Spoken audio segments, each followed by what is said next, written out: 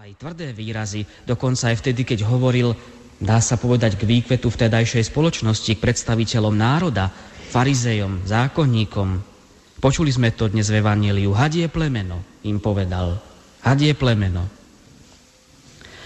Skúsme byť my sami k sebe pravdiví. Pokúsme sa vytvoriť si čas pre Boha a čas pre pokánie. Hovorím to, milí bratia a sestry, deti, mladí priatelia, práve tak sebe, ako aj vám.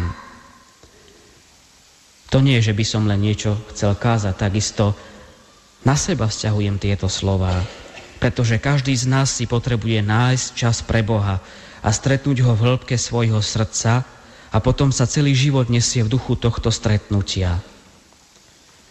Veď s Bohom dôverne žiť je čosi úplne iné, než len o ňom niečo vedieť. Niekto si môže povedať, a vidíme, že neraz sa to aj tak deje, že veď mám čas.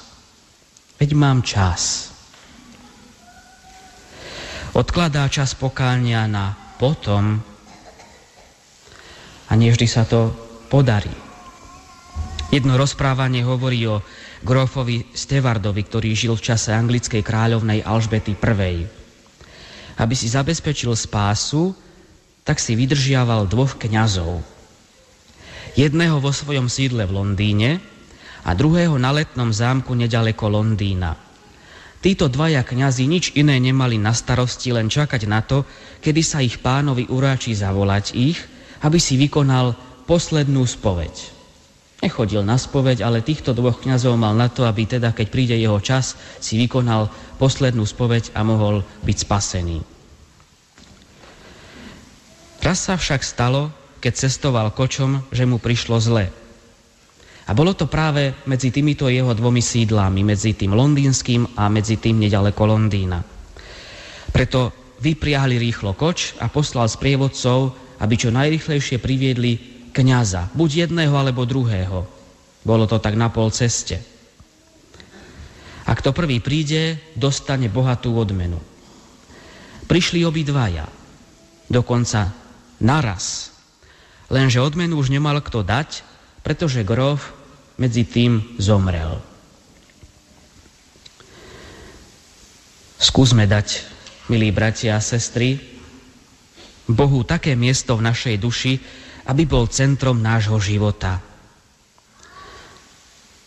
Nájdime si čas na pokánie, konajme pokánie, lebo sa priblížilo Božie kráľovstvo. Kiež svätá spoveď nie je pre nás len čímsi tradičným, čo patrí blížiacim sa Vianociam. Pripravme sa na ňu, nájdime si čas aj na spýtovanie svedomia, spoznania vlastných nedokonalostí. Vy, bratia a sestry, ktorí nemôžete výjsť z domu alebo z bytu, pretože nevládzete, alebo máte vysoký vek, alebo ste chorí, alebo pripútaní na lôžko, nebojte sa pozvať k vám domov kňaza, aby ste prijali sviatosti. Niekedy povedia bratia a sestry, ktorí nevládzu, že nevládzem a nemôžem ani poupratovať, preto nedokážem kňaza pozvať k sebe domov. Ale podstatné je poupratovanie vlastnej duše. To je to najdôležitejšie, čo potrebujeme. Tomu nás pozýva Ján Krstiteľ v pokání. A tí, ktorí pre rôzne prekážky nemôžete prijať sviatosti, otvorte srdce Kristovi modlitbe v tých možnostiach, aké sú. Kristus žije v nás. Dovoľme mu teda, aby sa prejavil a aby sme ho počuli. Skúsme teda nielen dnes, ale aj tieto dni adventu, ktoré nám zostávajú, ale aj potom porozmýšľať a rozmýšľať aj v duchu pokáňa, milí bratia a sestry, čo stojí Bohu v našom živote v ceste. Amen.